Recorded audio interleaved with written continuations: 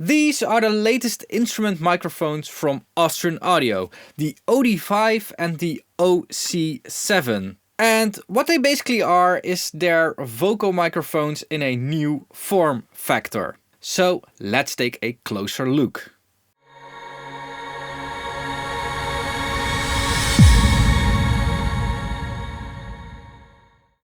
Alright, so the form factor for this instrument microphone is basically made to be as convenient as possible. There's a swivel mount, it can go all the way around, and this makes it really easy to place these microphones in tight spots. For instance on drums, and that is where I want to test these, because again, we want to listen to them.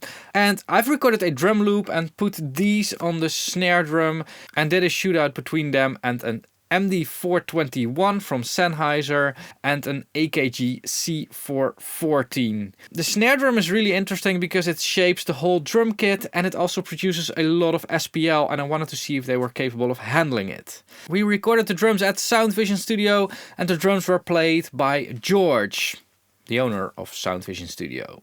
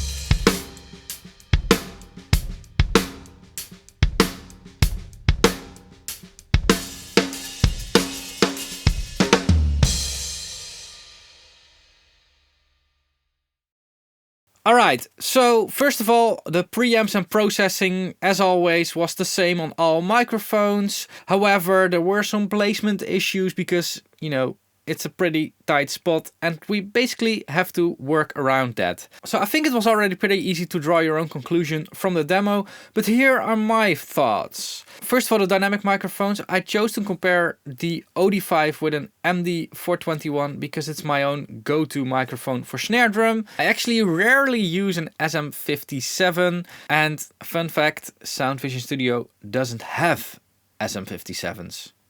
At least not as far as I know. Now, as you could hear in that clip, there's a pretty big difference between the OD-5 and the MD-421. It seems the OD-5 compresses the transients a little bit, and it makes it that the snare drum sounds less sharp, but does sound more glued together. And this is not necessarily a bad thing, it is just something that you need to know when choosing the correct microphone for your snare drum. Now the differences between the condenser microphones were a lot smaller, and actually the biggest difference was the spill on the C414, but it was also placed in the least optimal way. It was basically pointed directly at the hi-hat. We couldn't place it anywhere else, so we really have to ignore that. And if we listen here, the C414 actually sounds a little bit more creamy and saucy, while the OC-7, this one, sounds a lot more direct and a lot more clean? I think that's the word. It's always difficult to describe sound. Now another interesting thing is comparing the dynamic microphone with the condenser microphone, and also for a general comparison, because if you want to choose a microphone for your drum kit, for your snare drum, you first have to decide between going with a dynamic microphone or with a condenser microphone, because I think the type of microphone already makes a huge difference in sound. Now, so far these microphones are doing very well, but it wouldn't be YT Studio without a few nitpicks. And the first thing is the switches on these microphones.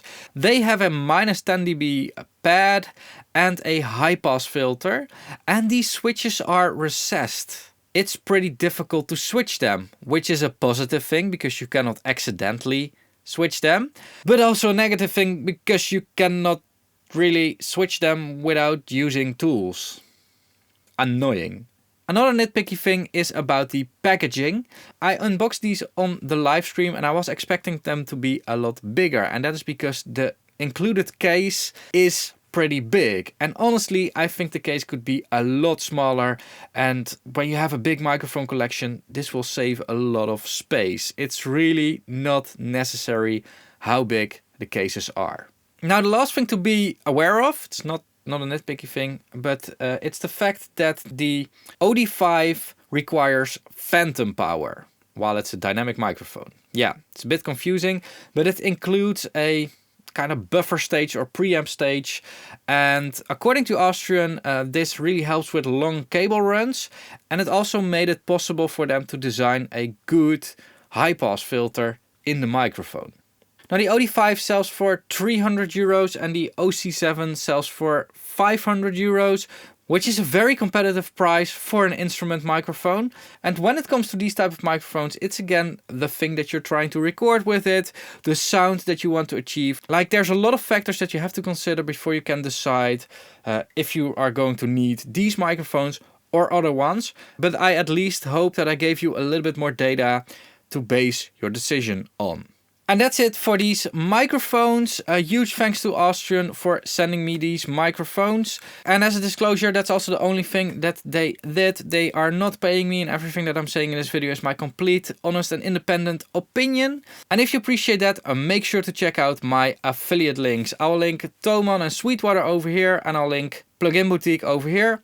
Use these affiliate links to buy, well, for instance, these Austrian microphones or something else, and when doing that you are helping me a lot, because the recordings that I'm doing for these microphone reviews are very expensive to make and I'm basically at a loss. So all the support is really helping, and it makes sure that I can keep producing these videos in the future. Another way to support me is by joining the fan club as a member. You can do that on Patreon over here or on YouTube using YouTube memberships. You'll get access to a lot of interesting content. I'll link a playlist over here. The last way to support me and the whole YouTube platform is by staying on it and watching more videos. So I'll link an interesting video over here. Thanks a lot for watching, keep pushing, and bye bye.